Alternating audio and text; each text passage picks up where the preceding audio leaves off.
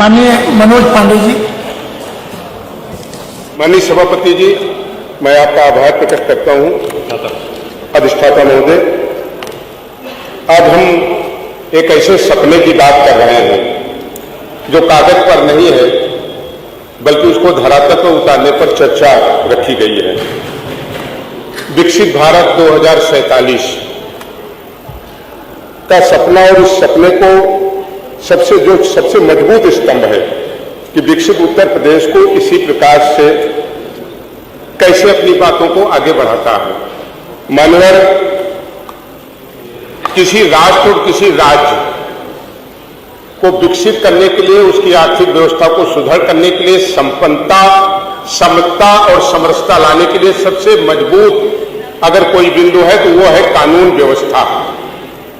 बिना एक मजबूत कानून व्यवस्था के लिए को लेकर के चले हुए किसी राष्ट्र और राज्य को हम न आर्थिक रूप से संपन्न बना सकते हैं और न उसे कभी मजबूत कर सकते हैं। जहां अपराध और आतंक आर्थिक व्यवस्था को कमजोर करता है, समता को भी कमजोर करता है और संपन्नता को भी छीनने का काम करता है, हम सबसे पहले बधाई देंगे उत्तर प्रदेश के माननीय मुख्यमंत्री जी को और उत्तर प्रदेश की सरकार को कि कानून व्यवस्था में जो उत्तर प्रदेश के बारे में किदवंतियां कही जाती थी, और ये कहने में हमें कोई दो राय नहीं है, और जो आंकड़ों में प्रस्तुत है, आंकड़ों में उपलब्ध है कि विगत 15 सालों में 17% उद्योग और व्यवसाय उत्तर प्रदेश से पलायन हो गए। आज उत्तर प्रदेश की मजबूत कानून व्यवस्था की चर्चा न उत्तर प्रदेश में बल्कि देश में नहीं, दुनिया के प्रगतिशील देशों में आज हो रही है। मैं इसके लिए आभार प्रकट करूंगा और धन्यवाद दूंगा। और ये भी कहूंगा कि अगर हम आंकड़े देखें तो उद्योग और व्यवसाय में, अरे बैठे रहिए, सरकार की बात बाद में कर लेना। उद्योग और व्यवसाय में आज उत्तर प्रदेश में 29.6% की वृद्धि हुई है। बाहर से, अन्य राज्यों से आकर के लोगों ने उत्तर प्रदेश में अपने उद्योग और व्यवसाय को करने का काम किया। मैं इसके लिए भी उत्तर प्रदेश सरकार को बधाई देने का काम करता हूं। माननीय 2047 के विजन की बात हो रही है। अगर हम इस विकास प्रगति को आंकड़ों में देखें तो हम कह सकते हैं कि जो आने वाले 10 वर्ष हैं और इसकी प्रगति को अगर हम गुणात्मक देखें तो हमने जो आपको प्रतिशत बताए, ये प्रतिशत कोई बनाए हुए प्रतिशत नहीं है। 29.6% की जो उद्योग और व्यवसाय में वृद्धि हुई है, अगर इसको गुणात्मक करें तो 10 साल में उत्तर प्रदेश अपनी अच्छी कानून व्यवस्था के लिए ही न केवल राष्ट्र में बल्कि दुनिया के तमाम प्रगतिशील देशों से भी आगे बढ़ने का काम करेगा। इस विजन की मैं सराहना करता हूं। जहां तक मान्यवर दुनिया के बहुत बड़े विचारक ने कहा कि किसी गांव, जिले, कस्बे या राज्य को आगे बढ़ाना हो तो उसको अच्छी सड़कों से जोड़ा जाए। सड़क केवल रास्ते को सुगम और सरल नहीं बनाता, बल्कि व्यक्ति के जीवन की रफ्तार को भी आगे बढ़ाने का काम करता है।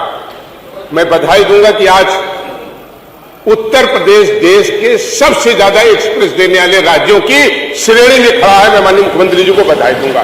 न केवल पूर्वांचल एक्सप्रेस पे, बल्कि हम देखें बुंदेलखंड एक्सप्रेस पे और आगरा एक्सप्रेस वे जो प्रयागराज से होकर ऊंचाहार होकर के मेरठ जा रहा है, लगभग तैयार की स्थिति में। इसके लिए भी बधाई देने का काम करूंगा। मुझे लगता है कि एक्सप्रेस वे की अभी ये श्रृंखला रुकी नहीं है। जो विजन 2047 है, तो हम कह सकते हैं कि गाजीपुर से लेकर गाजियाबाद तक कोई ऐसे रास्ते और कस्बे और जिले नहीं होंगे जो एक्सप्रेस वे से नहीं जुड़े होंगे। इस पर कल्पना के साथ सरकार बढ़ रही है और हमें पूरी उम्मीद है कि इस कल्पना के साथ जब आगे बढ़ेंगे तो न केवल किसान, न केवल व्यवसायी, न केवल उद्योगपति, बल्कि गांव में रहने वाले व्यक्ति की भी कहीं न कहीं इकोनॉमी में ग्रोथ होगी, वो आगे बढ़ेगा और तमाम व्यवसायों में वो आगे बढ़ सकेगा।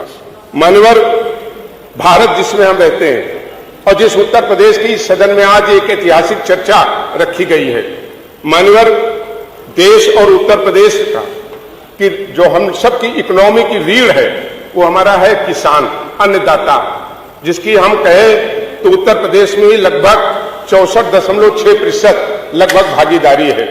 किसान अपना पूरा जीवन और पूरा सपना अपनी खेती पे देखता था। खेती बर्बाद हो जाती थी, उसका बेटी के विवाह करने का सपना टूट जाता था। खेती खराब होती थी तो बूढ़े बाप के इलाज के लिए भी संकट आता था और तमाम उसके सपने वहीं टूट जाते थे। मैं बधाई दूंगा उत्तर प्रदेश की सरकार कि जिस तरीके से लगातार किसानों के हित में काम करने का काम उत्तर प्रदेश की सरकार ने किया, और मैं भारत सरकार को भी बहुत धन्यवाद दूंगा।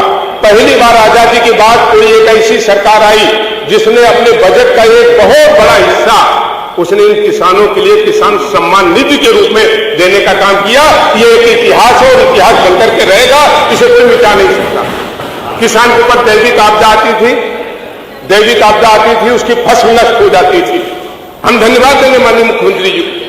2 बार ओलावृष्टि और दैविक आपदाएं आई और जिन क्षेत्रों में आई इतने कम समय में अगर सरकार ने भुगतान करके अन्नदाताओं को राहत पहुंचाने का काम किया, इसके लिए हम सराहना करते हैं निश्चित रूप से। आज उत्तर प्रदेश का किसान फिर पैरों पर खड़ा हो गया एक नए विजन के साथ कि उत्तर प्रदेश का अन्नदाता और किसान मजबूत होगा। आने वाले दिनों में उत्तर प्रदेश के रोजगार का मुख्य साधन जो कभी कृषि रहा करता था, जिसे लोगों ने खत्म करने का काम किया, आने वाले दिनों में उसी श्रृंखला में वो आगे बढ़ने का काम करेगा। माननीय हमारा 6 मिनट हुआ। हाँ, ये 5 ही थे, एक ज्यादा। माननीय अगर इस सदन में हम दुनिया के सबसे बड़े आयोजन कुंभ की अगर चर्चा न करें तो ये सदन की ये कार्रवाई पूरी नहीं मानी जाएगी। दुनिया का सबसे बड़ा आयोजन हुआ कुंभ, दुनिया का सबसे बड़ा कार्यक्रम। पूरे दुनिया के देशों ने इसकी सराहना किया, कल्पना नहीं किया था लोगों ने इतनी बड़ी संख्या, और इतनी बड़ी संख्या जब एक साथ इकट्ठा हो तो सुगमता से, सरलता से और सुरक्षा से कैसे ये व्यवस्था होगी लोग कल्पना करते थे। लेकिन मैं बधाई दूंगा, अरे मरे और मारने वाली सब खबरें आपने ही चलाई। मैंने पिछले सदन में कहा था कि इतनी दुखद स्थिति है मान्यवर, जब ब्रिटेन इसकी सराहना किया, फ्रांस ने इसकी सराहना किया, ऑस्ट्रेलिया ने इसकी सराहना की, यूएस ने इसकी सराहना किया, तो हमारे ही अंदर बैठे हुए कुछ विभीषण वो कुंभ के बारे में झूठी खबरें चलाने का काम विभीषण कर रहे थे। इससे ज्यादा और कुछ नहीं हो सकता। ये तो वो देश है। हमारे एक साथी भी हिंदू की बात कर रहे थे। मैं तो सभी धर्मों का सम्मान करता हूं, लेकिन हम कहना चाहते हैं हिंदू के ग्रंथ और धर्मों को आपने पढ़ा नहीं, और जब तक आप एक को पढ़ेंगे नहीं और दूसरे से कंपैरिजन नहीं करेंगे तो कभी नहीं पाएंगे।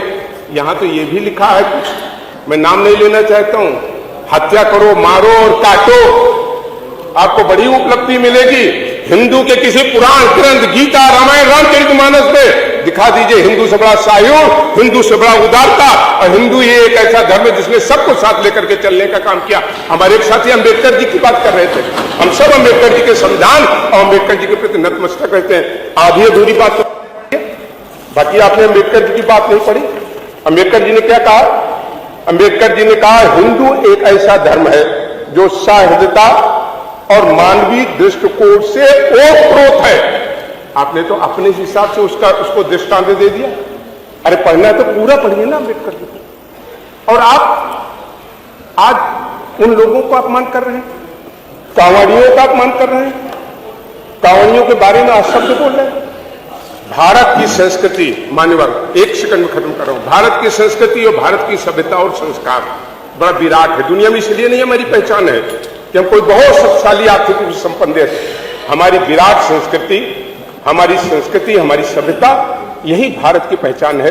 वो कांवड़िया भी भारत के संस्कार है, सभ्यता है, उनकी पहचान दुनिया की कोई ताकत नहीं खत्म कर सकता। उनका अगर अपमान करोगे तो भारत का अपमान करने जा रहे हो। इसलिए मैं आज की इस 24 घंटे की का जो सदन रखा है, मैं उसके लिए आपको आभार प्रकट करता हूं, नेता सदन को भी आभार प्रकट करता हूं, अपने इन भाइयों का भी अपमान का कभी मैं अपमान नहीं कर रहा हूं, इनका भी मैं सम्मान करता हूं, इनका भी सम्मान करता हूं, इनका भी आभार प्रकट करता हूं।